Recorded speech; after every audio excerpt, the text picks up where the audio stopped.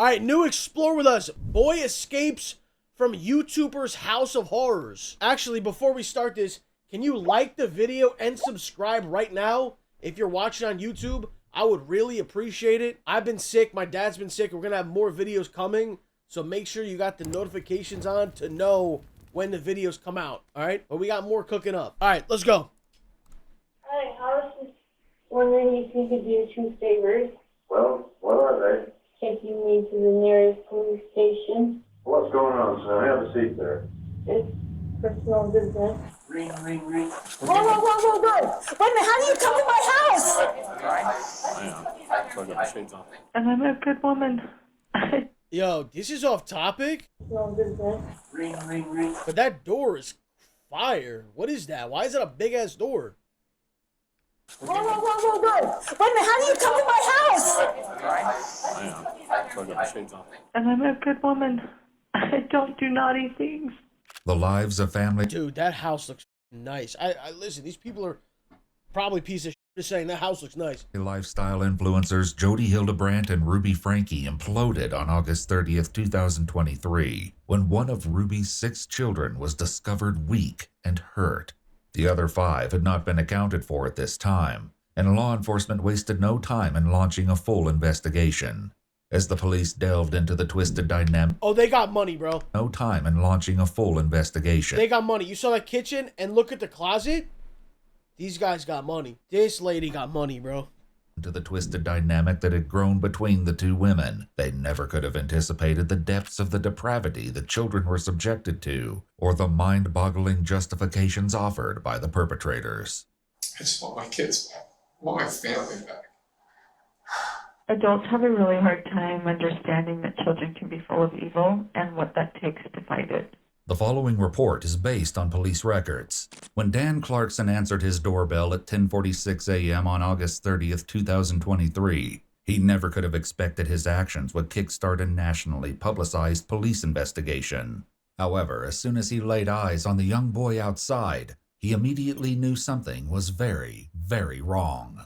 His Ring camera captured the heartbreaking conversation that ensued.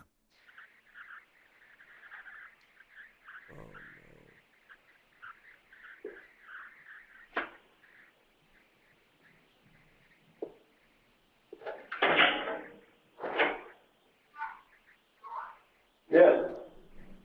Hi, I was just I think I heard about wondering this. if you could do 2 favors. Well, what are they? Taking me to the nearest police station. Well, actually, just one's fine. What's going on, son? Have a seat there. It's personal business. This was actually the second neighbor the boy had attempted to contact. At the first house, there was no answer, so he'd been forced to move on. The disturbing reason he was seeking help came out when Dan made this emotional call to 911. I just had a 12-year-old boy show up here at my front door asking for help. Says he had just came from a neighbor's house. He's hungry and he's thirsty. While Dan was on the phone with the 911, his wife gave the boy, who introduced himself as Russell, snacks to eat while waiting for help to arrive. But shockingly, there was something. Can you give the kid pants or something? They're blurring out. He's like in underwear or some shit, bro. I understand you gave him socks. That's good. You're being good neighbors. Can you give him some pants or like a blanket? He's walking around neighbor to neighbor in underpants. Come on, bruh. Shockingly, there was something more appalling about the boy's condition than his extreme malnutrition. He has duct tape around Big his ankle. injuries, there's sores around them. Yeah.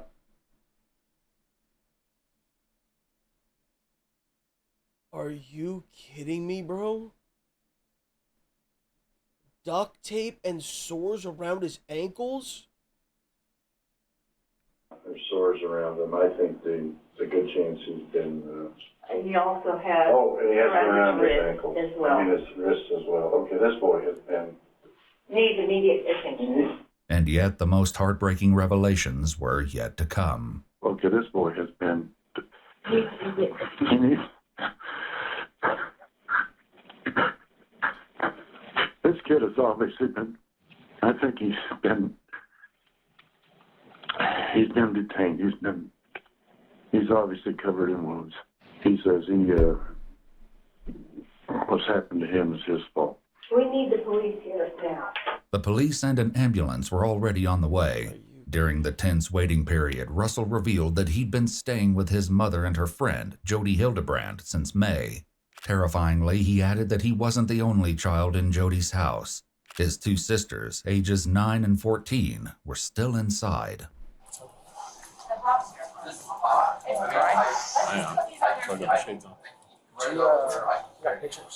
I'll take more.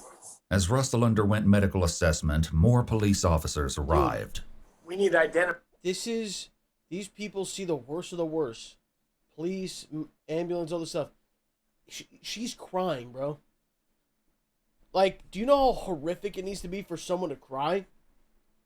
Find that house. If there's 2 other kids there, we need to go do a security sweep of that house and help them. They were about to realize that they'd gotten there in the nick of time. As the police staged in Dan's driveway, a woman drove up in her car and announced that she was searching for a 12-year-old boy. She gave her name as none other than Jody Hildebrand, the woman Russell said his family had been staying with. Cleverly, the police didn't tell Jody how much they already knew. They just took down her address and said they would come to speak with her shortly. She didn't have to wait long. Holy shit.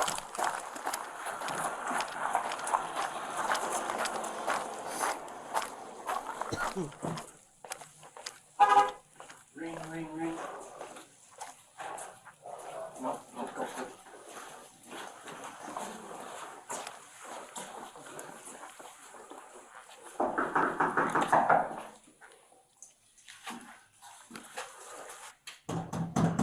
Police officers, open up!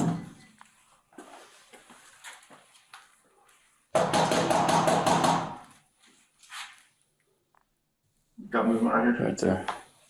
Contact? Got movement. Open the door!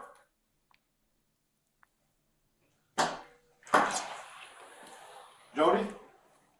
I need you to step out. I have my attorney. That's great. Step out of the house. No, I'm not gonna step out of the Step out of the house. house. Step out of the house. Whoa. We're just gonna see if Whoa, anybody whoa, else. whoa. Is there anybody else home? Wait a minute, how do you come to my house? Right there. Look, they come on into my house. Do you have a search warrant? We'll explain it after this. You can't just come into my house without a search warrant. Jody was mistaken about the need for a warrant to enter the home because When a child shows up with bruises around his ankle, duct tape, motherfucker, they're going in your house. Okay? You could have 10 lawyers on the phone. You could they're going in your house. Like, and that's how you already know she's guilty, that she has a lawyer on the phone. Like, automatically you're guilty. Los, you ain't a lawyer the fuck up. I know you're on YouTube right now trying to tap ahead. I'm going to stay here, pause for a little.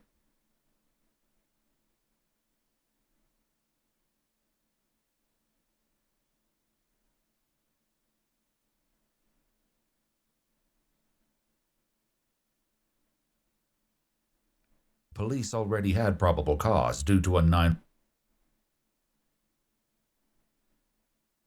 I'm still paused, buddy. I'm still paused. All right, let's go. 911 call that the neighbors had placed after Russell showed up at their door. There was a clear emergent need to enter, and a warrant wasn't necessary. The police must account for the welfare of the other two children. They certainly had their work cut out for them, though, because the house was massive. During the search, the police found one room that appeared to be set up for filming. This, they would learn, was because Jody and Ruby both had a significant online presence. More details would emerge throughout the investigation, revealing the dark side of these social media influencers. To ensure that they left no corner unchecked, the investigators retrieved the blueprints of the house. This turned out to be a brilliant idea, as the schematics revealed something that might have been overlooked otherwise. Outside, Jody did not appear to be shy about expressing her displeasure at the intrusion. I have Airbnb guests over there. Probably scared me to death. Okay. Is there anybody else in the house? Yes. 2 kids? There's a little girl. Just one? She's right over here. Okay. The Airbnb guests were the least of the police's What do you mean there's a little girl? Where's the mom? Where's the what? worries right now. Following Jody's instructions, they made their way down the hall to a bathroom with a large closet. What they found inside was devastating. I'm a police officer. Are you going for the union here? Hey, What the fuck? you okay? Is this just you in here? I'm Sergeant Tobler. What's your name? I just have one. Where's your sister at? Contact one. You okay? Huh? You doing okay? You don't want to talk to me? Yeah, that's okay. Can you come with me though? We got Jody out here. You know Jody? According to the information Jody gave, this was Russell's 9-year-old sister Eve. We want to be best buddies, but we're getting a little mad here because he won't give me his shoes. Guess what? I learned how to ride a bike with no training wheels. Come here, I'll show you. Despite the officer's gentle approach, she sat eerily still and quiet, hardly giving a sign that she could even hear him. You take your time, bud. I'm in a hurry. I'm a police officer. Did you know that? I don't mean to hurt you at all. You doing okay? Are you scared? Yeah? You're okay. Do you need help? I'm not gonna hurt you. Promise. See this right here? It's a badge. It tells me I don't hurt people. I'm just here to make sure you're okay. You gotta think about that, man. If she's getting abused, if she's getting all this, she must not trust anyone. Especially adults. She's probably never even seen a police officer. I get you if you're scared. I would be too. Okay? You wanna come with me? Still, Eve didn't respond. They hatched a new plan to win her over with pizza. While they waited for the food to arrive, the officers kept her company with the utmost patience, refusing to rush her out of the closet until she made the choice to leave. I'm just gonna sit down.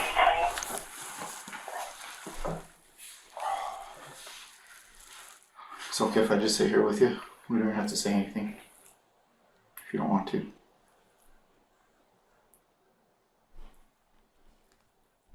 Okay? I'll just sit here with you. Meanwhile, back with Russell, the EMTs got a close-up look at the duct tape and wounds around his ankles. What they found was almost unspeakably gruesome. What? But even this was overshadowed by what Russell said next. What? In between bites of the snacks from the neighbors, he told the police officer documenting his injuries additional details, which made the situation all the more sickening. You're not in trouble with me, okay? We're just trying to figure out what's going on. Our main focus right now is you, okay? Who put the ropes on you? Supposed to help you what? The police report revealed the chilling answers that were redacted in the body cam footage. Russell said that Why is it redacted? Why is it redacted, bro? How do you redact some shit like this? Like, dude. How do you redact something where you're protecting someone who did this to a child? I don't get it. Is this some kind of legal shit? Jody and his mother, Ruby Frankie, had restrained him with ropes to help him with what he'd been choosing. How the women had chosen to treat the resulting wounds left EMTs puzzled. The officer who spoke with Russell repeated the distressing details to his supervisor on the phone. They put cayenne pepper mixed with honey and then covered that with the plastic saran wrap and then the duct tape over the wounds. Detectives have found evidence of the honey and cayenne mixture in the upstairs bathroom, along with more ropes, used bandages, and other wound dressings. A medical got there, they started cutting the stuff off him, and then you can see like the dark around his ankles. You could smell it. When they went to go peel it, they thought it was some of the dressing. It was actually his skin that was peeling. Obviously, the police wanted to talk to Russell's mother to understand what could possess someone to treat a child in such a manner. As of yet, though, Ruby Franke, along with Russell's older sister, were still unaccounted for. Jody certainly wasn't sharing where Ruby was, as her behavior became increasingly strange as the house search continued. When this officer seemed unreceptive to her stare, she tried a different target. Are you waiting for me to say something, or? Okay. Inside, the search went on for more children, especially Julie, the older sister Russell said was at Jody's house. There was no sign of her yet, so the police decided it was time to confront Jody about what they'd found when referencing the blueprints. A safe room in the basement, locked with a vault door. I have a question for you. Yeah. You have a room downstairs that has a safe wheel on the front. Mm-hmm. How do we get access to that to ensure that there's no one else in this home? Adam. They do need to search if there's nobody else, so I think you can give them access to make sure there's nobody in there. After further back and forth to get the lock combination from Jody, a team returned to the basement to open the safe. Upstairs, additional officers were still trying to gain the trust of the little girl in the bathroom closet. Found dead skin. She found dead skin. Dead skin. Get out from underneath my bed. Right now. Sorry, Mom. I am more upset that you came in my room when you knew you weren't supposed to. You knew that it was a bad idea. Yeah. You're still going to have the consequence of not having your nails done for a month. What? Not doing your nails for a month because you came into my room? And you're filming this? Mom. It's a deal. Give me a hug. Mom, can I help you two to get paid? Because I want a lot of money. You... They likely hoped that the arrival of the pizza would change things in their favor, but they were in for yet another surprise. I'll put this in, okay? You want to hurry? There we go. Despite how painfully thin she appeared, Eve didn't go for the food right away.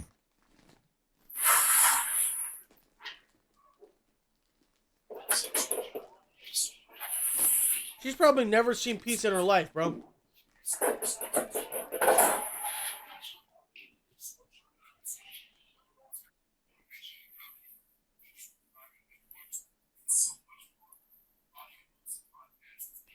Eve proceeded to eat the entire pizza and requested 2 more large slices from the lunch that the police had. As Eve ate, the plan was to focus on opening the safe, but suddenly a new priority emerged. With no warning, Ruby Franke, Russell and Eve's mother, arrived on scene. After determining that she had no weapons on her, she was taken to a separate area of the house to wait out the search. The police would check in with Ruby once they finished going through the house. The only place left to look was the basement safe room. When they opened the door, though, they were likely crushed. Julie was not inside. At first glance, the room looked to be nothing more than a barren bolt hole reserved for emergencies. When they started opening drawers, though, they turned up some stomach-churning evidence. Handcuffs, a length of rope, and a carabiner. Based on the condition of Russell and Eve, the police received an official search warrant that enabled them to collect these items, along with many of the electronics, as evidence.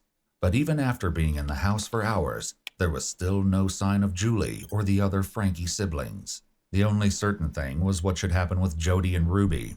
They were both placed under arrest for aggravated child abuse. Okay, just place your hand behind your back for me. Perfect. During the arrest process, the officers likely noticed some strange behavior from Ruby. She didn't say a single word, even when put in the back of a police car with Jody. The police had to hope she would be more verbose when the time came to ask her how Russell and Eve had gotten in such miserable conditions. Sure, go ahead and have a seat.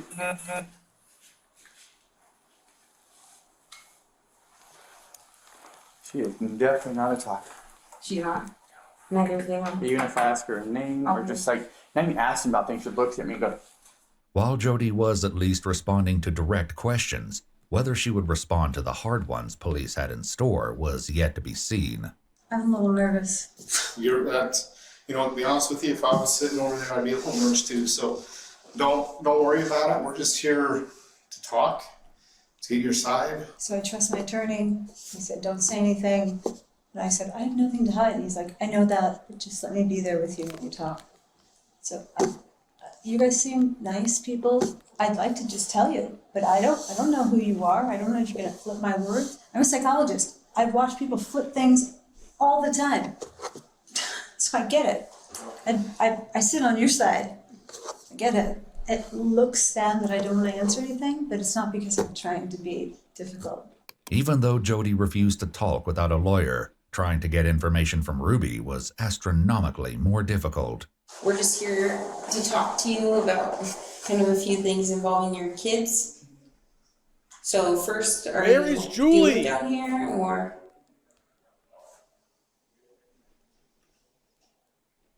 do you live up north? What a weirdo. What a fucking weirdo loser, bro. Do you want to talk to me about where you live or how many kids you have? Fucking loser. You don't want to talk to us about anything? So yeah, this is just your chance to tell us. We're just trying to get your side of the story. So it's your chance to do that. But it's up to you. I'll wait till I have a lawyer. Okay. So you want to settle? There was hardly any doubt that the two women had done horrible things to Ruby's children. But with both women unwilling to talk, the police still had no idea why. Answers, though, were closer than anyone thought. When the detectives first got to the police station, they found a surprise visitor waiting. Ruby's husband, Kevin Frankie, was there, and he wanted to pick up his kids. With so many burning questions pertaining to the Frankie family, Kevin was detained and taken to a third interrogation room where he was read his rights. How did you find out that you needed to come here to the street? I received a message that I needed to come pick up my kids from the police department in Highlands. And who was that message from? Well, I prefer not to say right now. Does it make sense that that would happen? I'm just not aware of anyone who did that from our department. Right. And I'm not comfortable saying right now who reached out to me. Okay. Was that Jody? I'm not going to answer that question. Kevin was keeping quite close-lipped. However, it wasn't all bad news. Back at Jody's house, Eve finally seemed to be warming up to law enforcement. You don't want to talk? Okay. There's nothing at all you want to talk about at all? It's okay to talk to me.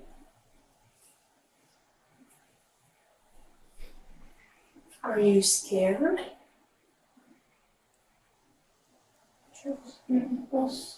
We helped your brother. And we got him some help too. And that's what we want to do for you. If we want to get you some help too. We are safe. We will not hurt you, and we won't do anything to hurt you. It took a total of 4 hours before Eve was willing to leave the closet with medical personnel.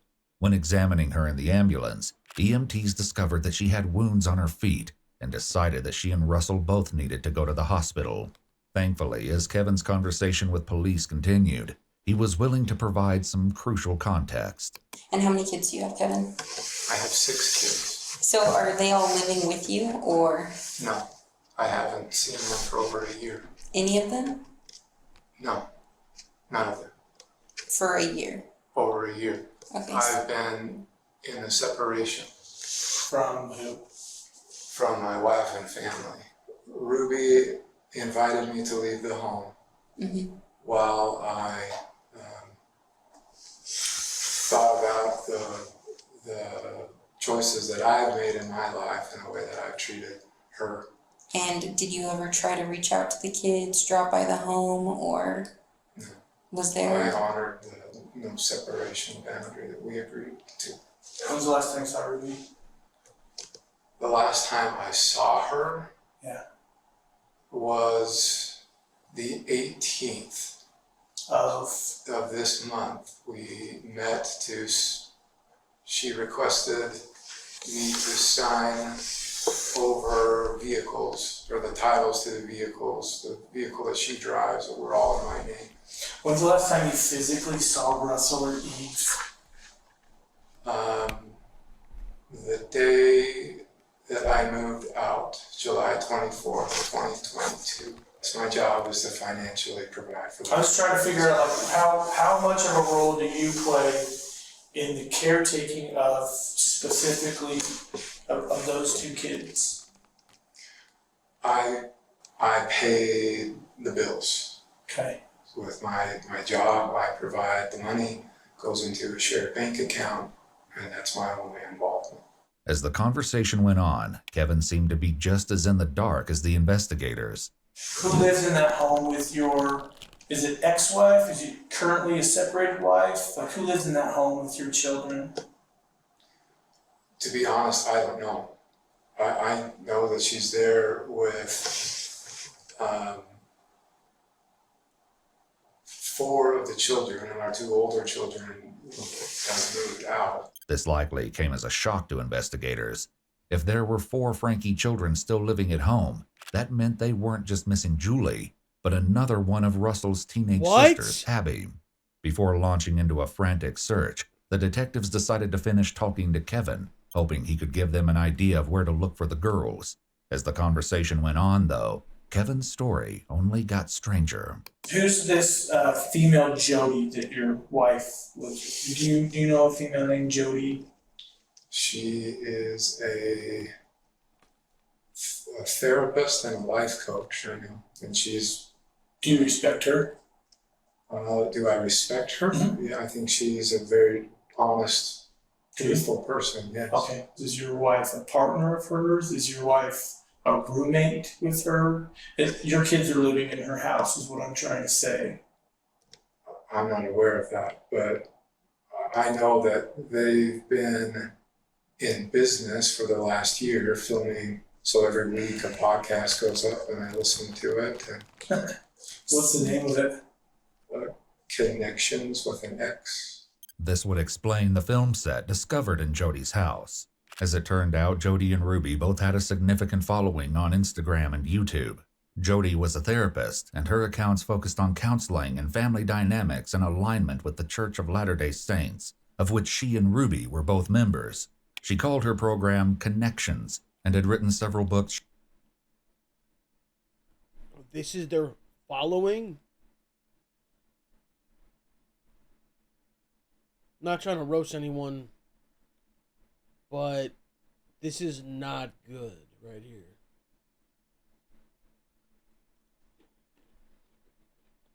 She had millions on Instagram? The mom had 6 mil? Okay. Okay. Sharing her methods, and even taught online Zoom classes on the topics of family health and harmony. Ruby, meanwhile, created more slice-of-life content, cataloging daily life with her family as members of the Mormon faith. Her main platform was a YouTube account titled 8 Passengers. Bud, what are we talking about right now, man? You said she's got millions. What? So far, I've seen not even 2,000 and a 10K. Supplemented with an Instagram under the same name. In due time, the police would learn that the content made by Ruby and Jody had become unimaginably twisted behind the scenes. Are you involved with their business efforts, or no? And were you involved in the 8 Passengers account with your family? Yes. I was in the videos. Recently, Ruby's online presence had undergone a shift. She rebranded to Truth Mom, but began focusing less on her own channel in favor of working with Jody on Connections. You guys got a lot of heat for neglect and child abuse. A lot of people commented those things on there. Why were they commenting those things? That's a good question. We had a son who was acting out in very selfish behavior. Is this Chad or? Yes, this was Chad. And none of this is strange or odd. You could get on YouTube and find out all sorts of stuff on this. Eventually, Ruby stopped posting on her private YouTube account altogether, which Kevin said eliminated 90% of the family's income. Her last video on Jody's channel, though, had come out just 2 days ago. In the interrogation room, Kevin shared more about the situation, which led to public outcry against the Frankies. He was being very cruel and mean to his siblings that he shared a room with. And so we removed him from the room. And we said, you can sleep anywhere you want. Sleep on the couch, sleep on the pull-out bed, sleep on the floor for all we care, but you're not sleeping in that room with your brother. He chose to sleep on a beanbag. So 9 months later, he had made a lot of changes in his life. And he was ready to, and we had moved by that time. And so we had a new house, and he was ready to move into his own bedroom. Wait, I remember seeing a clip like this. So this dude used to be a part of the videos and shit? I remember seeing a clip of them being like, oh, you're punished for this amount of time. Like, you can't sleep in your bed. Video about it. And in the video, he mentioned something of the effect of, I've been sleeping for 9 months on a beanbag. And that is what all the uproar was about. This wasn't Ruby's only run-in with the law. Shockingly, just 5 days before her arrest, she'd been pulled over while driving, with her kids in the car. Hello. You know how fast you're going right there? No. Okay. Got you going 57 and a 35. Ruby was sent on her way with only a speeding ticket. Back with Kevin, he explained that the situation with his oldest son, Chad, was the catalyst for Jody getting involved with the family. She was hired as Chad's therapist and had the boy personally paying her $900 a month. From there, her involvement with the family only grew. How this could have led to the breakup of the family and the near starvation of 2 of the children was yet to be explored. During your marriage, how was disciplining your kids? How would you discipline your kids? I'm not going to answer that question. Are you aware of the physical condition of your children? No. No, I've chosen to trust my wife with the children. That was part of the agreement of our separation. Kevin was about to learn the harrowing consequences this decision has caused. We received a phone call from 911 on our dispatch that a 12 to 13-year-old boy was knocking on doors in a neighborhood asking for food and water. So he had, I'm sorry, what? He had duct tape on his extremities, on his hands, on his ankles, and those were covering rope burns that were used to tie him down. Take a second and think about what I just said. That's the condition of your son.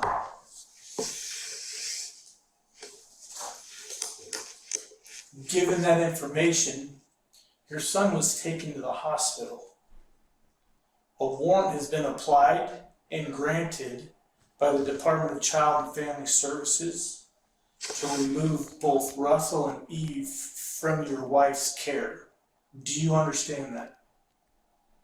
I understand. Would you condone that behavior? Would I condone that behavior? That's my job. My job is to find out your knowledge of the treatment of these based precious on your description, children. No. But again, I don't know the details, or I don't know what's going on. But as you described that.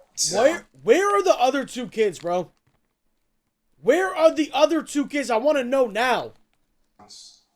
Horrible. Disgusting. No human being should be treated like that. The investigators stepped out to give Kevin a few private moments to come to terms with what he'd just learned. When the investigative team returned 10 minutes later, Kevin took the opportunity to ask a burning question. What's going to happen with my wife? I love my wife. I don't know. I'm being honest with you. I don't know. Haven't had an interview with you. I don't know those charges against my wife. Possibly.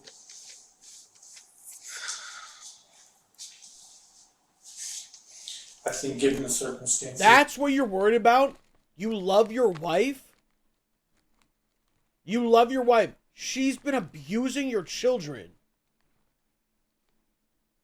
That's highly appropriate, but again, That night, the police decided that Ruby would be booked into jail to await her attorney. Even this, though, failed to get a reaction from her. Trace, you want to let you know what criminal charges for, so you're under arrest. It's going to be 2 counts, second-degree felony of child abuse or neglect, okay? Do you understand that or no?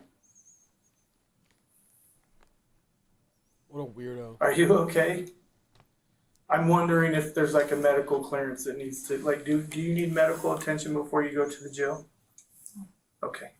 Have you ever been arrested before?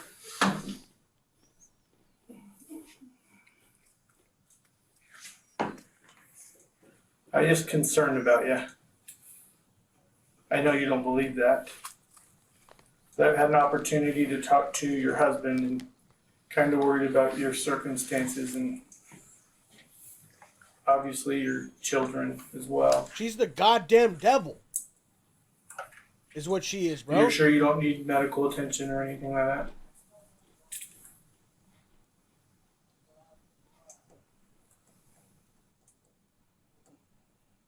Jody, too, was escorted to a police car to be transported to jail, facing the same charges. Still inside the police station, Kevin learns more from the investigators about the children. And so, I mean, this feels like getting run over by a steam truck while you're sharing with me today. Yeah, I can tell you're caught off guard.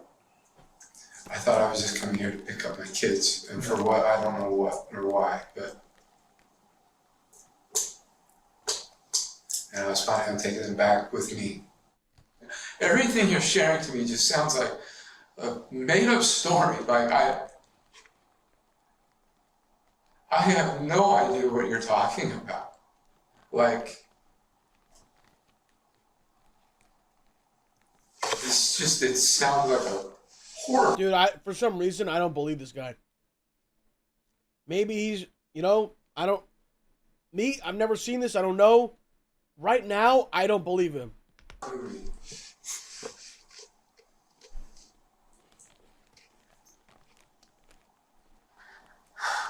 And what you're sharing with me just feels like a sucker punch.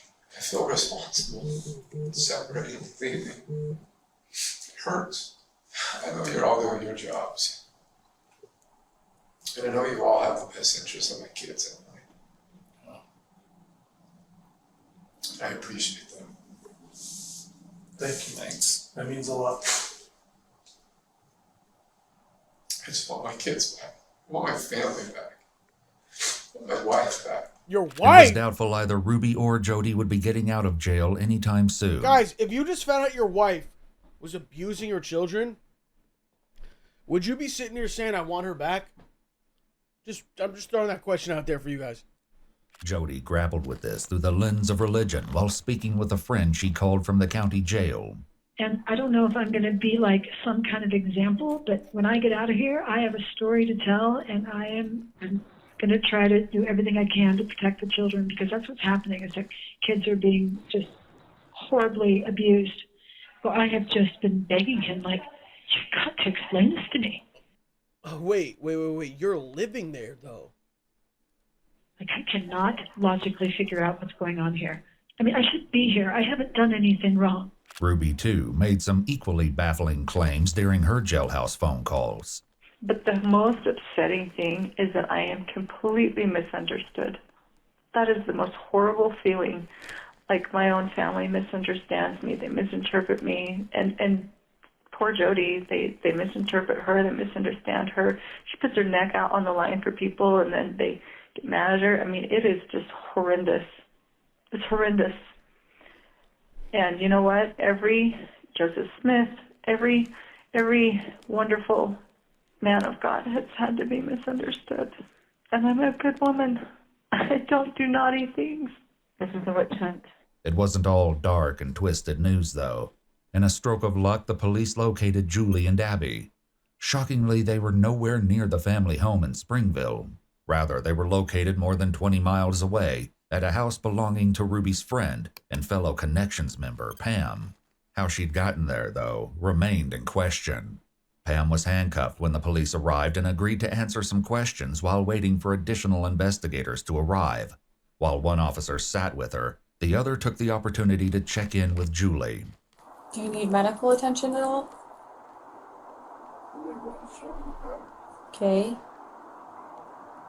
Is there a reason you're so scared right now? It's us? Okay. Well, I'm sorry if you've had a negative interaction with law enforcement in the past, okay? My intention is not to scare you. Do you go to school? Down the driveway, Pam was unhandcuffed when investigators arrived from Springville. She told them that she'd received a call from Ruby asking her to pick up 2 of her daughters while she dealt with a family emergency.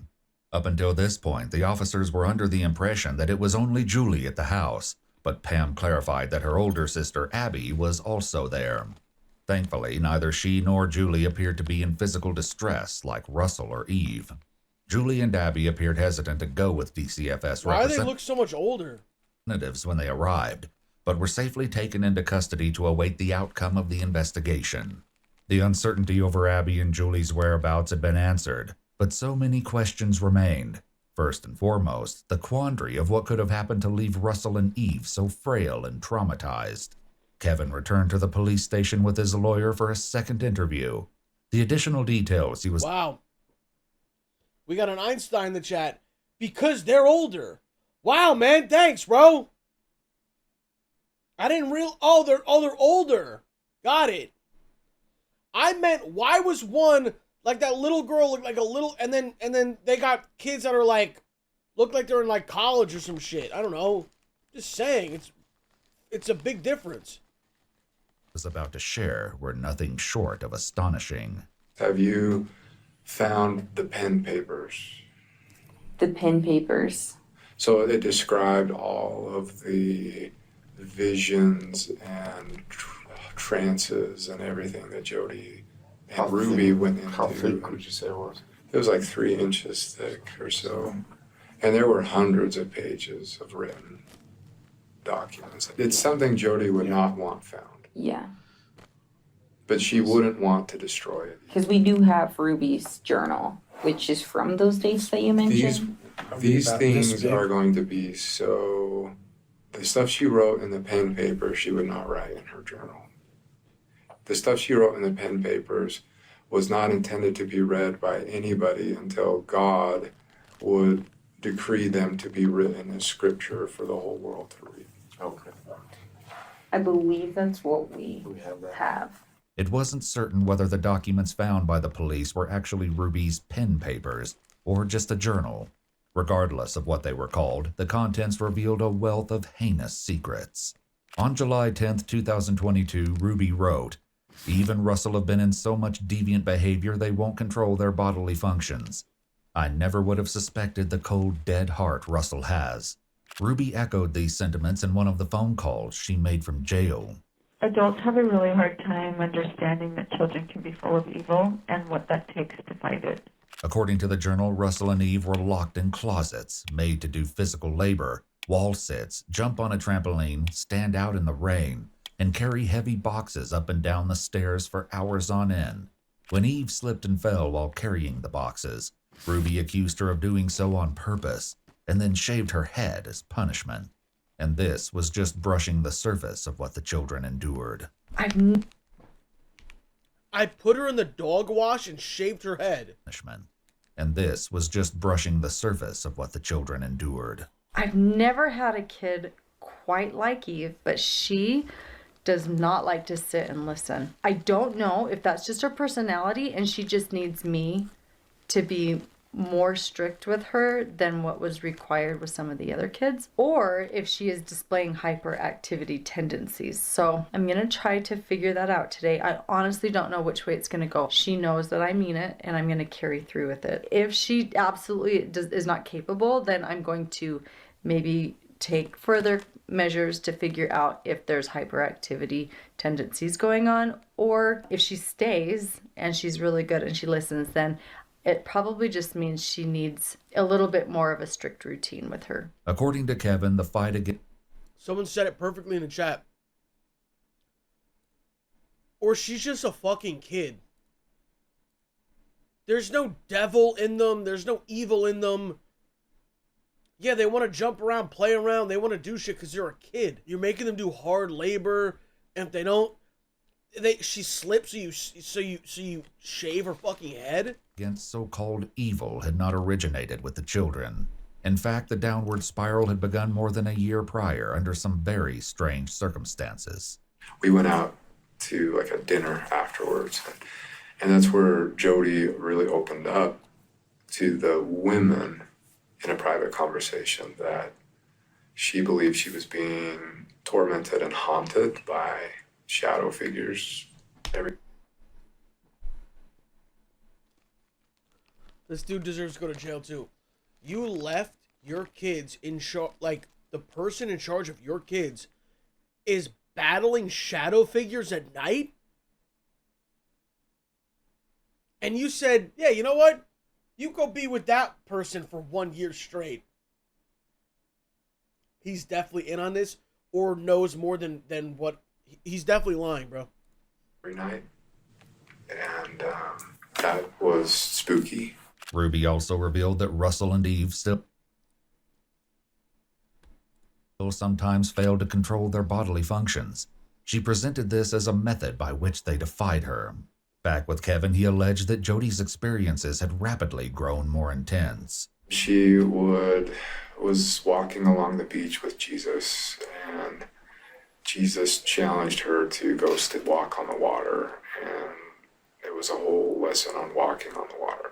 And that was still just the tip of the iceberg. The more investigators read of Ruby's journal, the more depraved the story became. Tuesday, big day for evil, she wrote on July 11th. All night, big day for evil? Eve screamed and cried and hit her head on the tile floor. Today, Jody confronted her. Eve admits to putting on a show for her mother. Eve said she wants to be pitiful. When the investigators read on and learned what torment Eve had endured to reach this level of desperation, they likely didn't know whether to be enraged or heartbroken. Jody mentioned her experiences with what she called the spirit in one of her jail phone calls. When I feel the spirit, I have two physiological reactions. I get really like shaky, like I'm shivering, like I'm cold, or I feel heat, like I have a fever run through me. It felt like I was burning up, and I was just shaking with gratitude. Like, here's your answer. Here's what this is. Back with Kevin, he revealed that while Jody's alleged visions had initially seemed positive, things quickly took a much darker turn, and things changed inside the house. There was a lot of satanic ones. When she would go into possession mode, she would talk in like different voices. It was really creepy. But the voices would say... So she was trying to act like the normal one. Meanwhile, she's the one doing fucking seances and shit. She's ours. We're not letting go. She is Satan's bride. She's mine. I'm going to marry her. If she was faking it, she believed that Satan wanted her as her bride. The journal revealed that Eve experienced horrific punishments. This is the day Eve anticipates breaking her 2-day fast, Ruby wrote. I let Russell know she has hardened her heart and will do one more day of fasting to invite her to humble. Eve flips out and begins ranting. All day, Eve makes rhymes about my mom starves me and calls it fasting. In his second interview, Kevin continued his description of what it was like to live with Jody. I can't explain some of the stuff that happened while we were there. Like crashes in the basement while we were talking upstairs. And plates like in the kitchen just flying off by themselves, like full speed smashing on the wall and falling to the floor. And I don't have any way to explain it other than there's some crazy going on. On other occasions, Eve was doused with... Like, we don't even think about this shit. You think there's people who like have access to like spirits and shit? Like, do you think there's people who could really talk to them and like summon shit? Like, are they just like living? Are these real? Like, I don't know, man. This is one thing that's always intrigued me, is that like the afterlife spirits and shit? Or is it just all bullshit? I feel like, would it not be on camera by now? Would it not be shown on camera? Water in the dog wash, and made to sleep on the basement floor. And it only got worse going forward. Kevin, too, said that back in 2021, the situation with Jody took a similar downward trajectory as she became increasingly entwined with his family. But it reached the point where in August, her bishop at the time, he's not her bishop anymore, but I mean, he was going over there every night, and he'd be there for like 4 hours. Then he'd be like, I'm fighting evil spirits, I'm casting demons out, I'm crazy stuff going on. So you let your kids live there? Got it, bro. And finally he got to the point where he's like, I can't do this anymore. Like, there needs to be some sort of resolution. After the bishop left, the first attempted fix was for Jody to move in with another family involved with connections. The opinions Kevin shared about what happened with that family reflect only his beliefs, and we have not been able to verify them. According to that, after 6 weeks and trying to seduce the husband of the family, they kicked her out. While there was no way to prove that Jody had been held against her will, the police knew for a fact that Russell and Eve had been. Ruby documented one particularly horrific confrontation between Russell and Jody, whom she refers to frequently as G-Joe. G-Joe takes Russell on a little walk to the pool, Ruby wrote. She talks on how Russell has love twisted. G-Joe then pushed Russell into the pool. Meanwhile, Kevin recounted the events after Jody either escaped or was kicked out of the other family's home. It was at that point that they said, why don't you take her up to your house? And I was like, oh, hell no. I don't want this in my house. But I was beaten over the head with it. Like, that's really insensitive. You know, she's done so much to help our family, and you're being selfish, and she has needs, and come on, like, it won't be for long. And so I relented, and I was like, okay. Later in his second interview, Kevin told the police about the drastic changes that took place in the Frankie house after Jody moved in. The moment she showed up in my house, just the weirdest crap started happening. Lights turning on and off, sounds of people walking in walls, and like sounds like footprints going up walls and across the ceiling, and stuff floating around. And I became the resident exorcist. That was the title I came up with myself. I thought it was kind of funny. Whenever she started to like go into a trance and go into possession, which started to be a lot. And Ruby would go up and check on her. It started like every 4 hours at night, and then it moved every 2 hours at night, then it moved every hour at night, and then at some point Ruby said, you know what, I'm just going to start sleeping in there. What the fuck am I reading, bro? What am I reading and hearing? Is this for real? Is this deadass for real? You let this happen. And if I need you, I'll come down and get you. Kevin said that Ruby and Jody began sleeping in the same bed.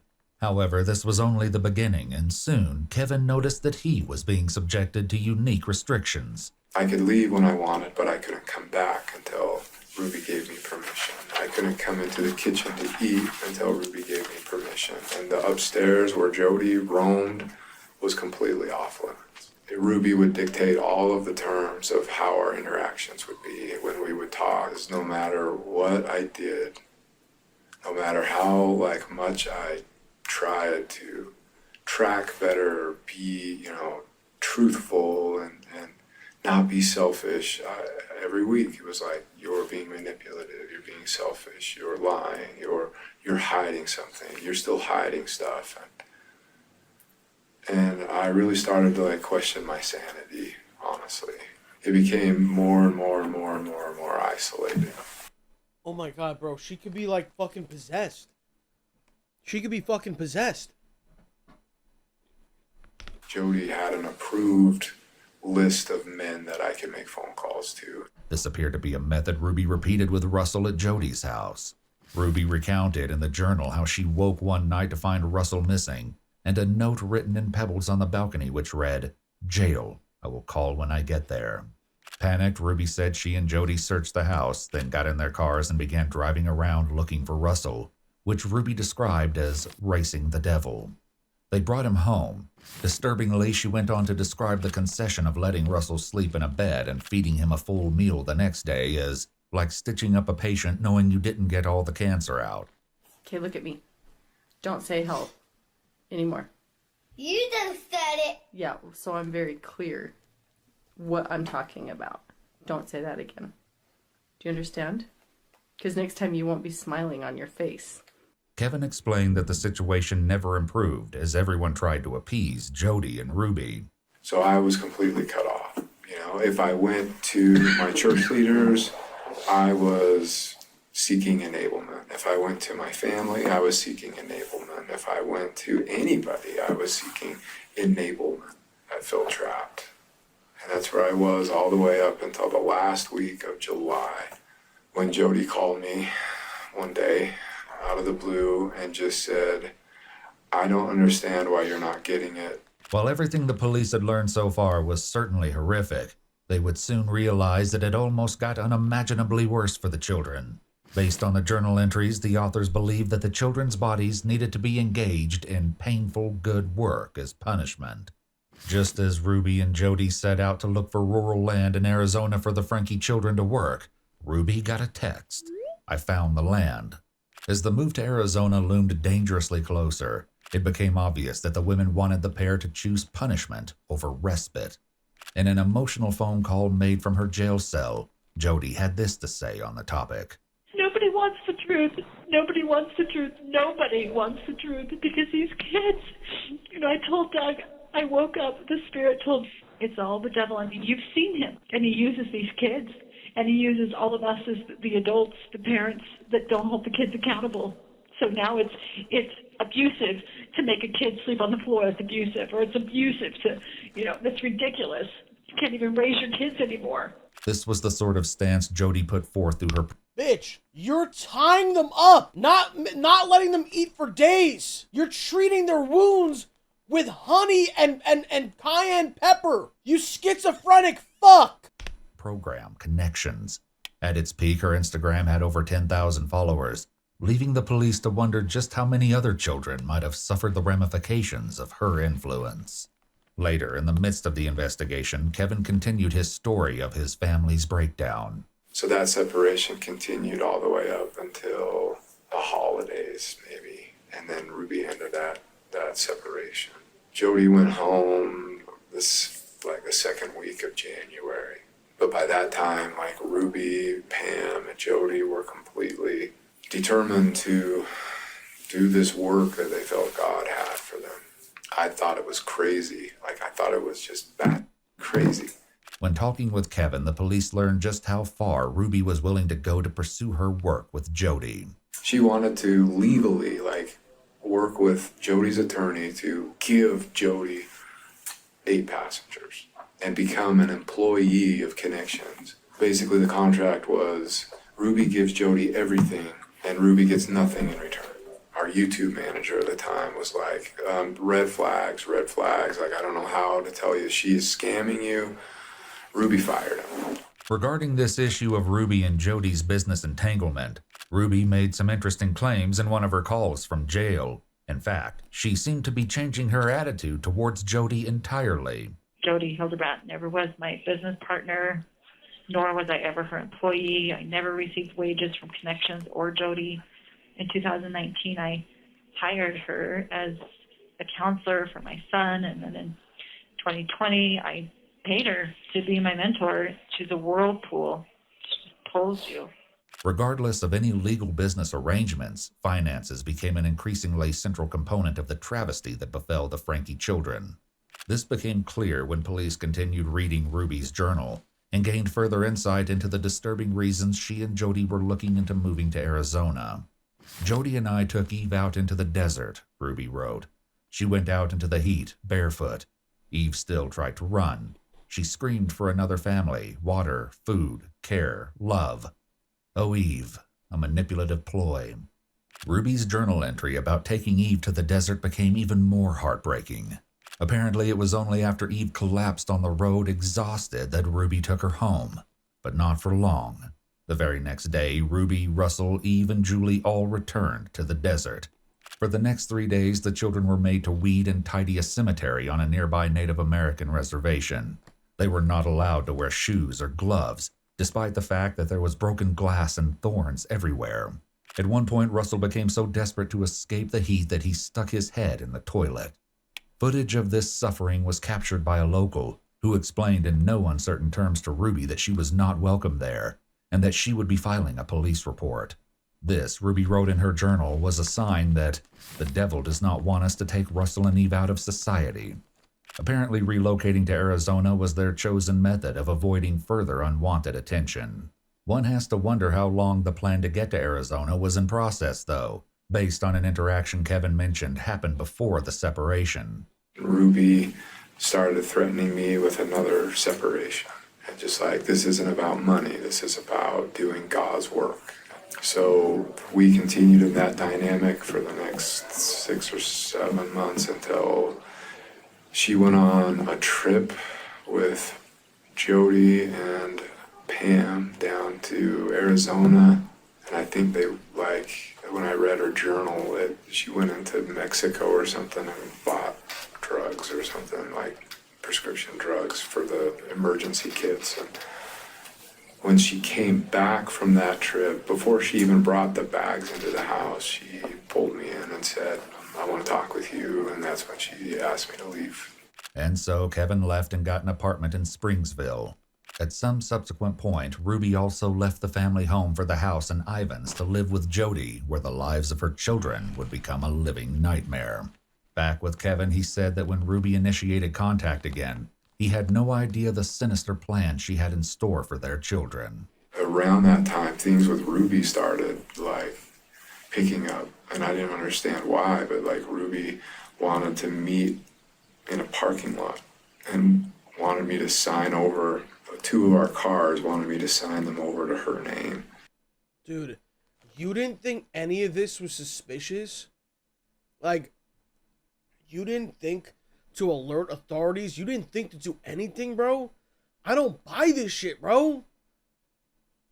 I'm in total compliance mode at this point. Just like, I'm a good husband, you see, you can trust me. Ruby's comments on the journal somehow managed to become even more disturbing. She wrote, "This girl would choose to be shot and die than to humble." Even that wasn't the most disturbing part, though, because after locking Eve in the closet overnight, they decided to treat her injuries from the cactus. Ruby said, "The spirit was very strong as Julie and I witnessed Jody cleaning what did not deserve to be clean." Kevin continued his story, discussing the moment he found that his family had disappeared to live in Ivans, leaving their own house empty. But when I returned to the house, everything was packed up, and a neighbor came over and said she asked for the HOA rules and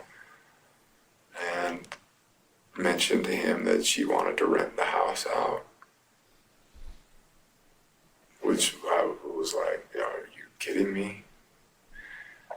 And apparently she wanted to sell the house, but couldn't because my name is on the mortgage. In another jail call, Ruby revealed that the Arizona scheme had gotten further along than anyone yet knew. One shudders to think what could have happened if Russell hadn't escaped before the move. I pulled the money, and I have it in a bag. With you? Do the police have it? Well, I don't know what the police took. But the bag is at Jody's house? They can't just take people's money. I mean, that's not right.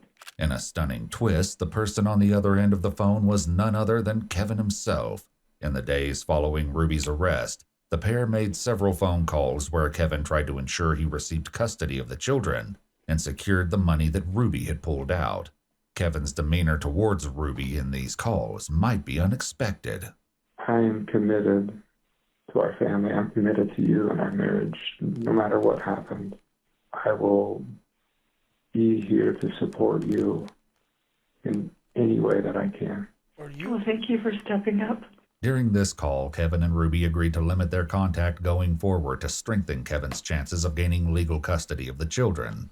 A discovery made the next day, though, blew that out of the water. The bag's gone.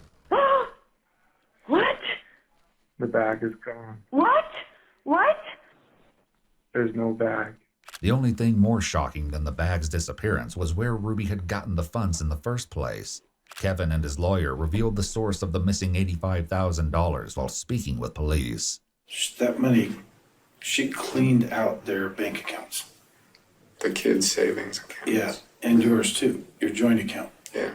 That's where that money came from. Mm-hmm. So I don't know if you can have, or if I need to have a discussion with the county attorney. Kevin would kind of like his kids' money back.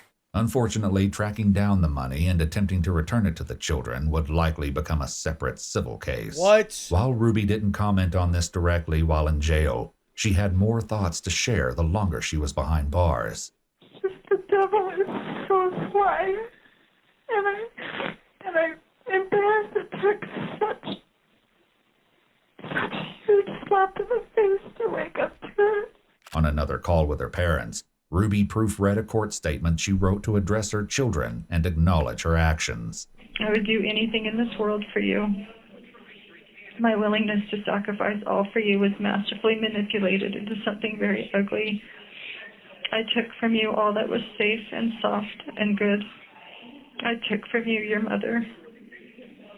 How terrifying this must have been for you. I will never, ever stop crying for hurting your tender souls. You are such a very precious part of me. I'm so very sorry. But no. You were literally abusing them every day. You stupid bitch. You stupid whore. No apology in the world could begin to undo the horrible trauma experienced by the Frankie children. In contrast to Ruby's attempt to make amends, Jody's response was the same as it was at the beginning of the investigation. The Lord says that first they'll lay their hands on you and persecute you, delivering you up to the synagogues and into prisons. And the children shall rise up against their parents and shall cause them to be put to death. That statement right there is what's going on with me. The children shall rise up and put their parents to death, and ye shall be hated of all men for my name's sake. Ultimately, Ruby and Jody were charged with 6 felony counts of child abuse and neglect each. Rather than go to trial, Ruby and Jody pleaded guilty to 4 counts of child abuse. Though their cases were adjudicated separately, they received the same sentences. On each count, Jody and Ruby were sentenced to serve between 1 and 15 years in prison. The sentences were to be consecutive, meaning both women could be behind bars for up to 60 years, which could be the rest of their lives. Kevin continues to lobby for custody of his children, who were taken by DCFS and placed in foster care. The Frankie's oldest daughter, Sherry, is writing a book about her upbringing, and has requested the public respect the privacy of her younger siblings as they attempt to recover. While their current status is unknown, we can only hope that the Frankie children are at long last experiencing the kindness and gentleness that they deserve. So the dad's not in trouble at all? So he didn't know shit. He just let all this, he's not in trouble at all, but he also doesn't have custody of the kids. Like, if they think he didn't do shit, then he could get custody of them. Damn, bro, he got out of that shit. Somehow he got out of that. I don't know. Damn.